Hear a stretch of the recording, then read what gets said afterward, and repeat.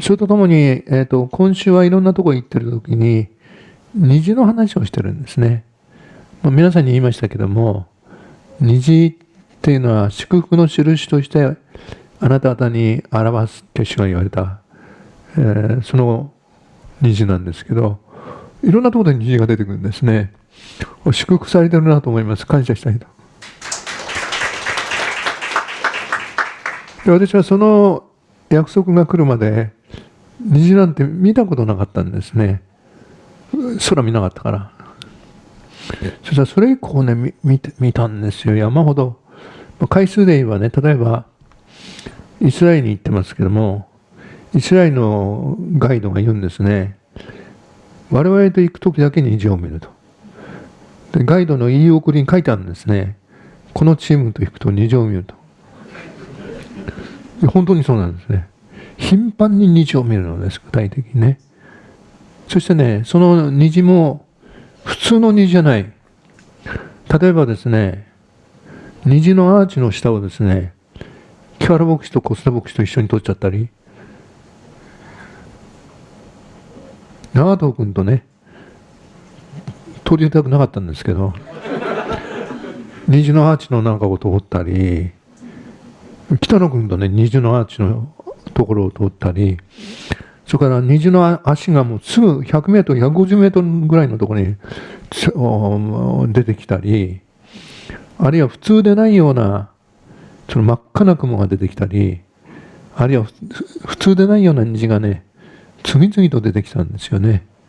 でまさに主は意図を持ってやっておられるなということを思います。そしてある文章かなんかで見たんですね。月の虹っていうのがあるんですね。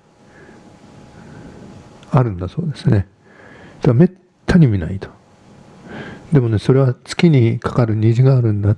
彩雲なんですけどね。ということを言ったんですね。こう見る人は非常に幸運であるっていう書き方なんですね。で、私ね、月の虹見たんです。で、ある時ですね、一人の紳士、5、60の紳士がやってきたんですね。インターナショナル礼拝に。そして祈ってほしい、相談してほしいって言うんですね。それは何かっていうとですね、奥さんに離婚訴訟されちゃってると。ちょっと悪いことやったと。で、離婚訴訟されちゃってた。彼は離婚したくないから訴訟を受けてたったんだけど、弁護士が言ってきたって言うんですね。必ず負けると。そうなると多大な慰謝料を捉えますから、今示談にして裁判をやめた方がいいと。どうしましょうかって私に言ってきたんですね。いや、そんなこと自分で決めてください。しょうがないのでお祈りしたんですね。でお祈りしたらね、予言が来るんですよね。それはダメだ。これはひっくり返ると。そう言ったんですね。私がそう言ったらですね、なんか信じられないような顔をしてですね、何か不安があったんでしょうね。もう、訴訟はやめようと思ってたんだけど、引っかかりがあってどうしてもできなくて、不安があったのでですね、私に言われて、いいですよって言われて、そして訴訟をやめちゃおうとしたら、そうでないことを言われたのでね、私に言ってくるんですよ。弁護士が必ず負けて多大な慰謝料って言ってますと。いや、それは自分で考えてほしい。吟味も自分でね。そしてね、それ以降ね、何度も来るんです。で、趣旨は一緒。要するに、裁判はやめていいですかね。で、神の答えも一緒。ダメ。聞くのが悪い。聞いてくるから、こちら側も主が言ったことに対して対応しないといけないわけですからね。そうですね。そしたらですね、裁判の決審っていうのかな、それが近づいてきちゃったんですね。あと数週間ぐらいの時。それまた言ってきたんですね。弁護士がね、早く示談にしろと言ってるんです。これはもう負けちゃいます。ね。そしたら多大な慰謝料が払うんです。なんか私の責任かのように。困りますね、そういうのはね。で、私は言ったんですね。主がね、ダメだって言ってるって。そしてね、とうとうね、決心の寸前になったんですね。もう絶対負ける裁判でした。そしたらね、不思議なことがあるんですね。裁判官が辞めちゃったの。その決心の前に。だからね、結論が出なかったんで、絶対負けるはずがね、負けなかったんだ。で、もう一回ね、裁判のやり直しですよ。で、こういうことあるんですね。そしてまた同じことの繰り返し。それは何かっていうとですね、絶対負けるって言ってるわけですね。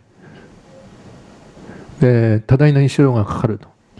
お前のせいだぞみたいなですね、どんどんそういう対応がね、強くなってきたんですね。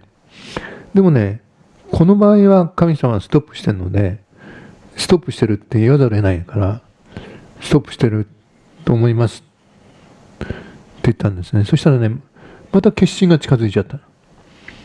もうダメなんですよってね、もう悲鳴に近い、いくらぐらい取られる計算だったか知りませんけども、そういうような状況だったんですね。それでもね、神様はダメだって言うから、もう勝手にいいですよなんて言われてね、そしてひどい目にあって、後でね、私が神から叩かれちゃ嫌だから。で、ダメですよって言ったんですね。そしたらね、もう諦めきれないって感じだったり、で、私に食いついてくるんですよね。私に食いついてくるんじゃなくて、神様に食いついていってほしいです。そうですよね。そしたらね、不思議なことが起こったんですね。決心がなされる数週間前、またね、裁判官辞めちゃったの。こんなのあるんですね。で、結局どうなったのかっていうとですね、判決が出ない。そういう状況になりました。そしてその時に、渋谷カリスマ熱聖会に来られたんですね、その方、夜のね。そしてですね、私たちのところに祈りに来たんですよ。あ、またかと思ってですね。そして予言したんですね。そしたらね、不思議さんを通してですね、虹の約束は成就しますって来たんですよね。で、私ね、そういう虹とかなんかの印とかなんかに関してはですね、受け入れられないタイプの人じゃないかと思ってね、で社長さんたちに難しい顔してるしね、そしてね、やめてくれと思ったんですね。口をね、こう、封じたいみたいなね。何が虹の印だなんて思われたら嫌だなと思ったんですね。ところがね、言っちゃうんですよね。虹の印は成就します。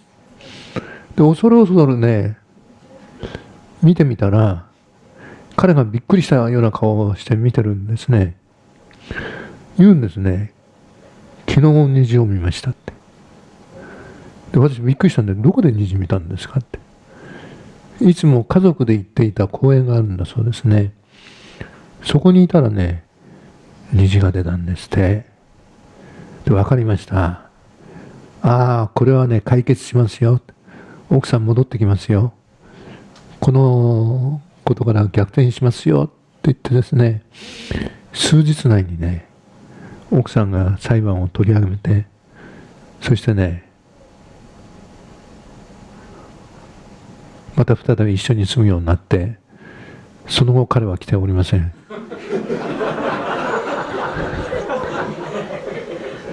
この時、その虹を通しての印の力っていうのをね、神様は豊かに見せてくださった例の一つだなと思ってます。ですから皆さんがいろいろ印としてやられたものは吟味が必要ですけれども、どうぞしっかりと握りつつみといていただきたいと思うんですね。それで、フィリピンで殉教事件がありました。そしてジャッキーたちが死んだんですね。今天にいます。会うのも近いなと、そういうような感じですけどもですね。その時夜だったんですけどね、満月だったんですよね。鮮やかな月が見えて、そしてね、私ね、見たことのないものを見ました。月の周りにね、虹があるんですよ。いや、こんなの初めてだなと。一緒に見た人いるんだよね。この中いるかな。一緒に見た人ね、1人か2人いたんだ。そしたらね、後になって文章でね、月の虹って書いてあってね、めったに出ないっていうことを見て、いや、めったに見ましたよ。で、その時にね、別に指示はされてないんだけど、ああ、これは殉教のことと、ジャッキーのことだな、っていうことをね、非常に強く思いました。私は生きて働いておられますのでね、どうぞそのことを覚えておいてください。